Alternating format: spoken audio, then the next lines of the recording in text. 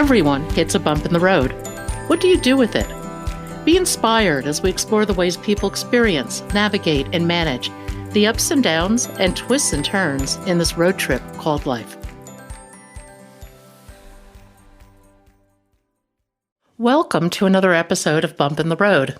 The basic podcast is always free. We also have a premium subscription called Bump 2 that lets you listen in on extended behind-the-scenes conversations with our guests.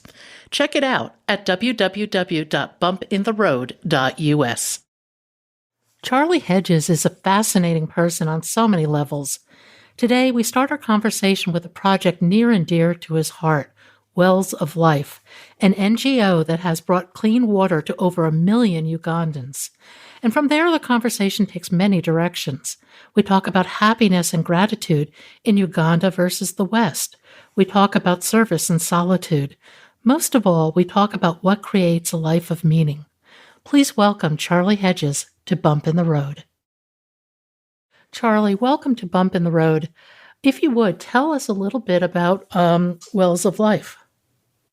Well, Pat, thank you so much for having me on the show. I really appreciate it. I can't wait to talk about my favorite topic, and that's a charity that I work with called Wells of Life. It's an interesting beginning.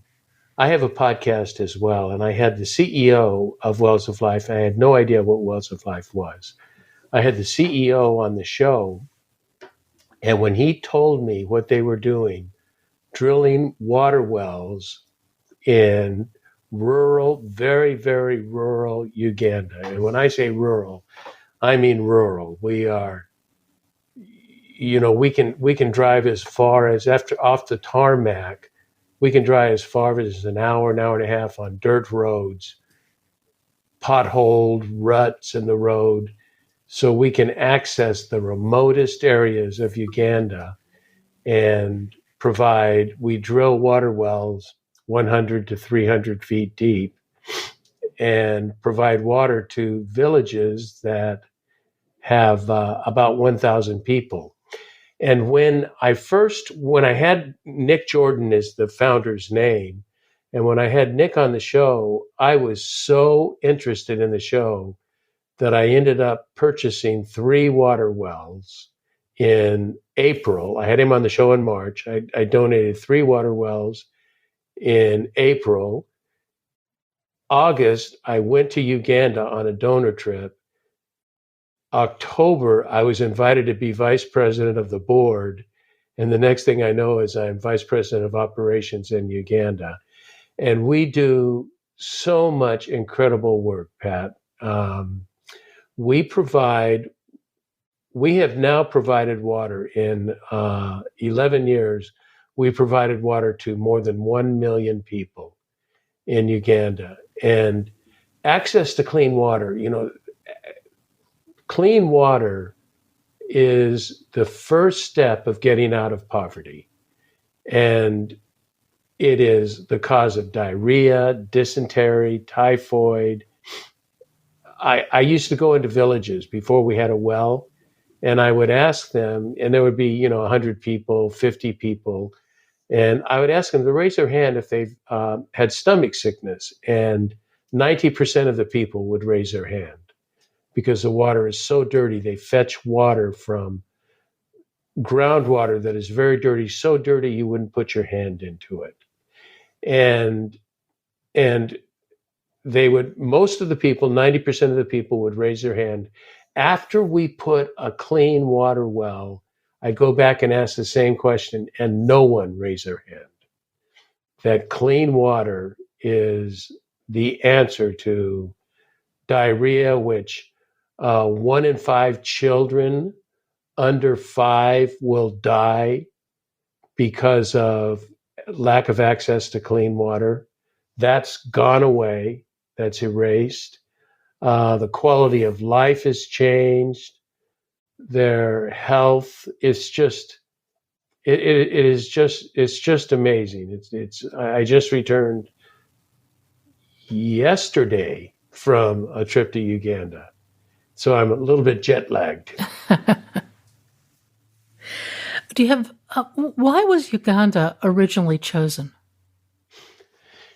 Nick was doing schools, was building schools, and he was in an area of Uganda, and he discovered that water was more important than the schools.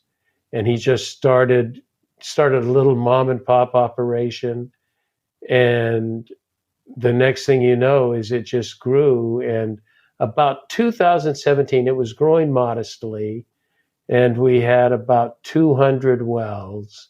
And then 2017, for some reason, it was a year I joined, but I had little to do with the hockey stick growth.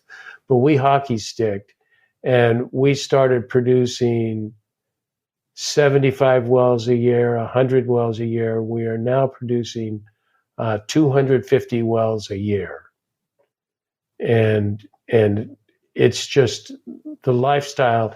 There was a district. It was interesting. There was a district called Mityana that's about an hour and a half drive from Kampala, the capital of Uganda.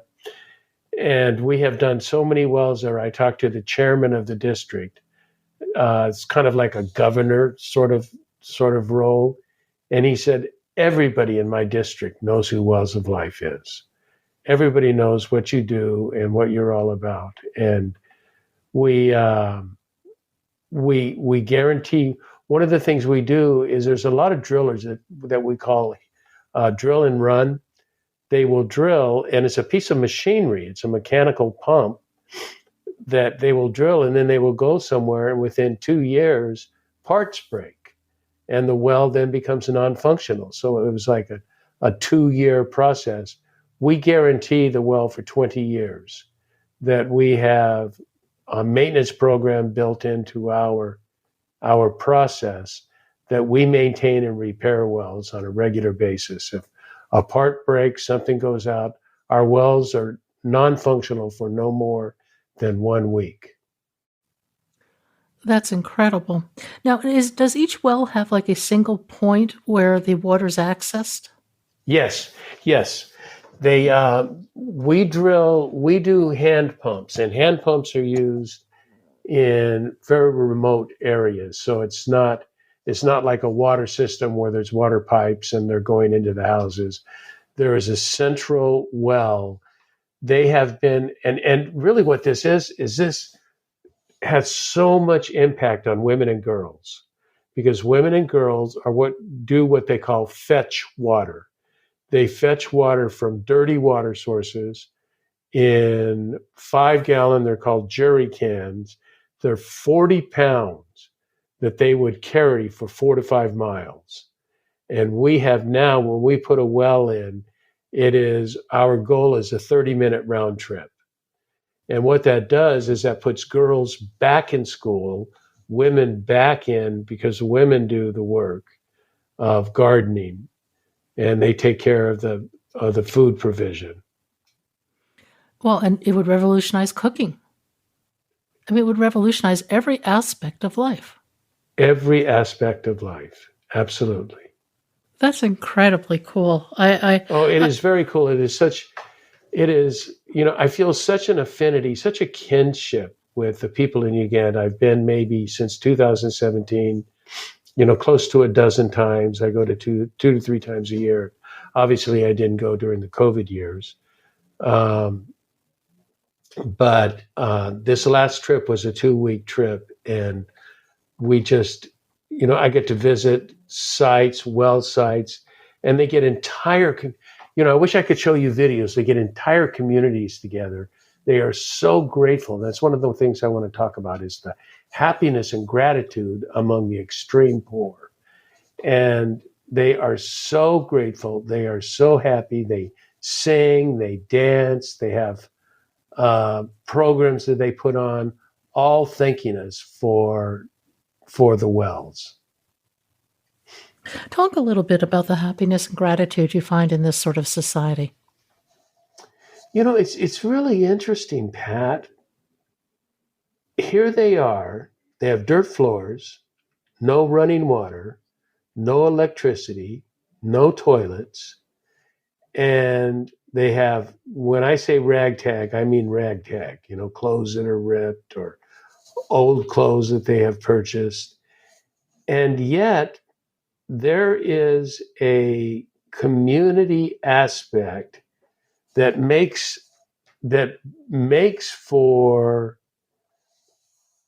the most important purpose of people in rural villages is to take care of one another.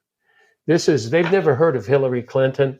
Hey, they have no idea who she is, and yet they say one of the people told me is it takes a child is raised by a society.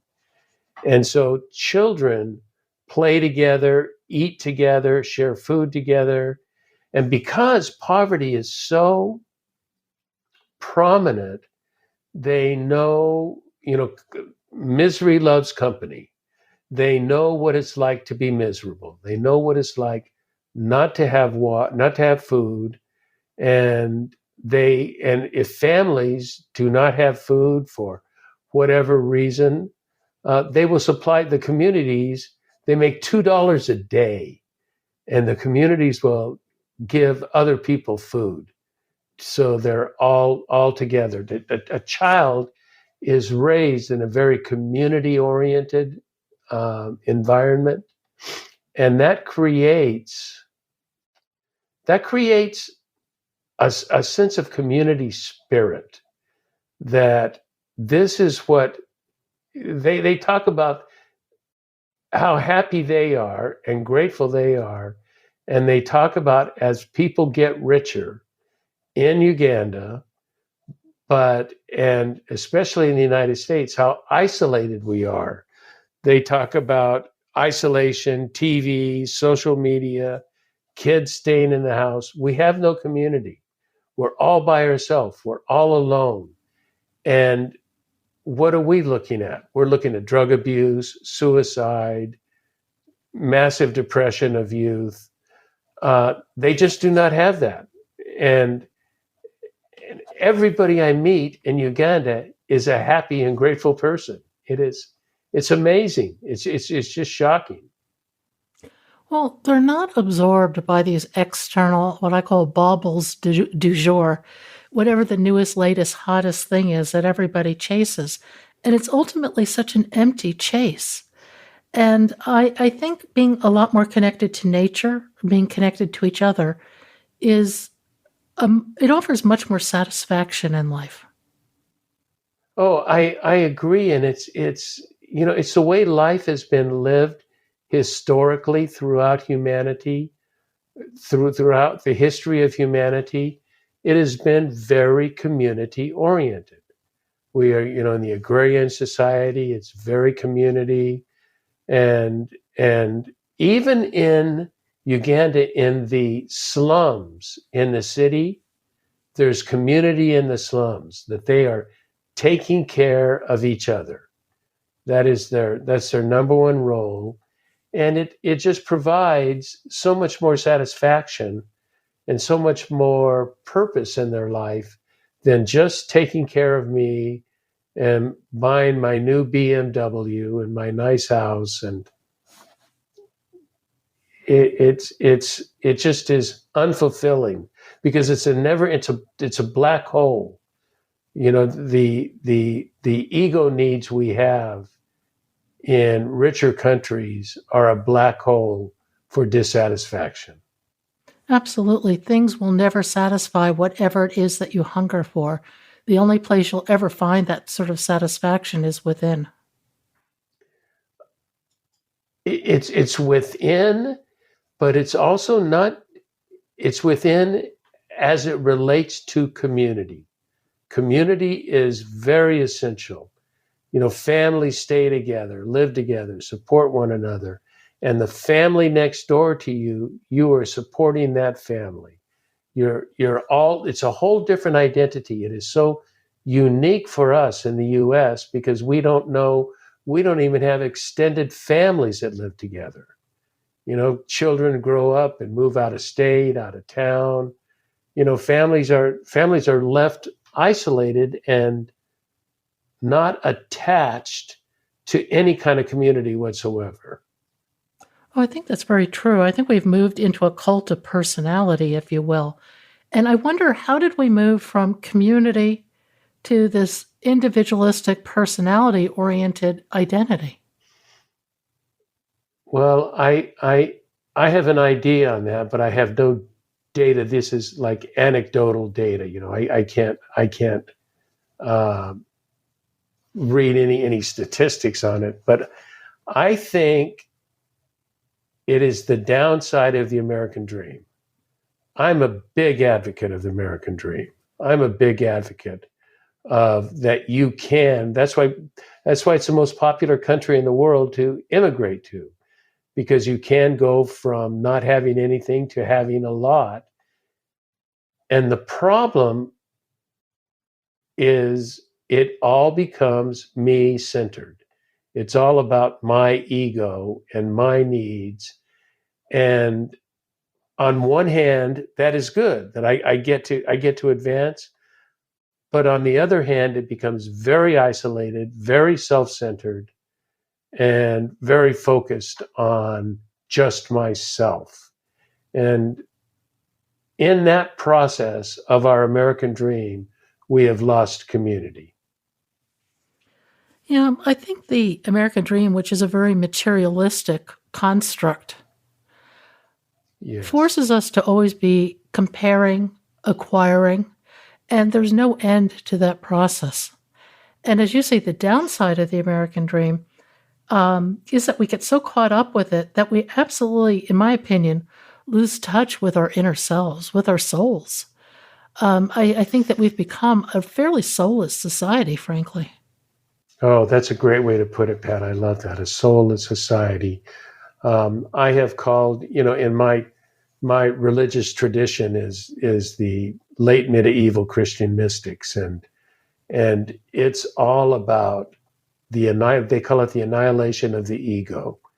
Is that our ego is very self-centered. I call them the 3 Ps, that we are interested in power, prestige, and possessions. And those lead not to satisfaction. They lead to acquiring stuff, the acquisition of stuff, but it doesn't generate any sense of, it's attributed to Aristotle, and I don't know if it's really true that Aristotle said this. Somebody important did. And that the value of humans in the earth is to contribute to the value of society. The purpose is to contribute to the value of society. And we have lost that. Think of the American West. They were taking care of one another. I mean, they wanted to take care of their farm, their ranch. But it was also when there was time to build a barn, the entire community came in and built a barn. Try to ask somebody to come in and help you build something in your house. Ask anybody for anything. Lots of luck. I know you were telling me a story of someone that you had no electricity or you were missing something in your house. I didn't have heat. Yeah, for about 4 days. You didn't have heat, and one of your close friends knew this and didn't invite you over for the night or for a couple of nights. And in her defense, she's a wonderful person, but she is so wrapped up in her mind and what she's going to do tomorrow, next week, that she often, and this is not a unique experience with her, and she's not unique in this perspective, she's not present. And I see that again and again in many people. And if you're not present here now, you are missing your life. Well, don't you think that's a problem with our American ethos? Is that it is so future oriented. So what am I going to get tomorrow? How am I going to succeed tomorrow and gain my narcissistic needs tomorrow, that today doesn't exist? And that is exactly opposite of developing world mentality. When you go to the rural villages of truly the poorest of the poor, there is no such thing as tomorrow. Truly. I mean, you talk to them, tomorrow does not exist, because tomorrow is the same as today. There is no getting ahead. You're living day by day by day, You're very present oriented. Everything is right now, what's happening right now. You don't think about tomorrow. What kind of job can I get? What can I purchase? How can I advance? It's a very different social mentality. How could we take somebody out of our Western world and give them that experience of being so present? I'm silent because that's a great question. I don't know how. I know in my work, and I'm a deeply theological person. In my work, I think it begins with what Teresa of Avila and John of the Cross speak a lot about: the annihilation of the ego. The ego, it's called the small self. We have our ego is good. There's nothing wrong with an ego.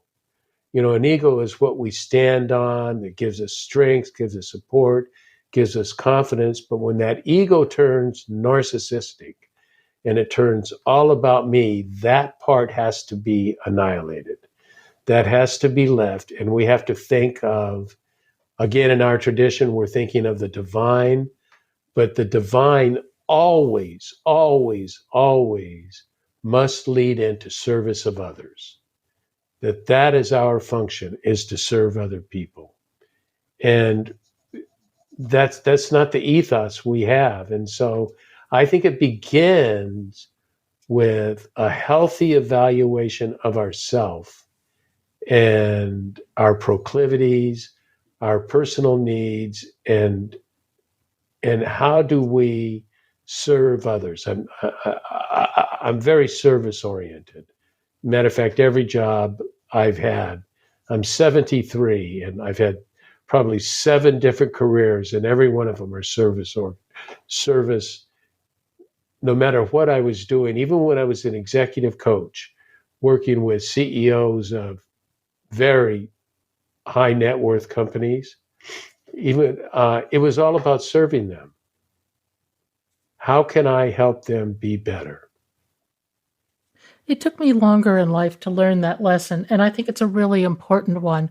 I can remember at one point I was working as an investment advisor, and I absolutely hated it. I had mostly physicians as clients. My ex was a surgeon, so I took some degree of satisfaction from that.